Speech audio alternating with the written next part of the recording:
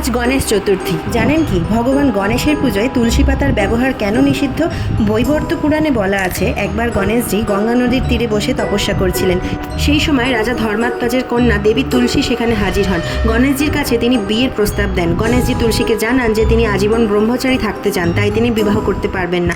তুলসীর প্রস্তাব ফিরিয়ে দেওয়ায় তিনি অত্যন্ত ক্রুদ্ধ হয়ে গণেশকে অভিশাপ দেন, খুব শীঘ্রই তাকে একটিই নয় দুটি বিয়ে করতে হবে। এই কথা শুনে গণেশজিও রেগে গিয়ে তুলসীকে অভিশাপ দেন যে পরের জন্মে তুমি গাছ হয়ে জন্মাবে, এ জন্মে অসুরের সাথে তোমার বিয়ে হবে।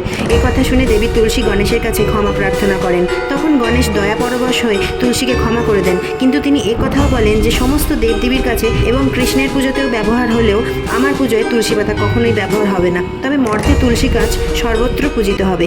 সেই মতো গণেশ পূজায় আজও তুলসী পাতার ব্যবহার হয় না।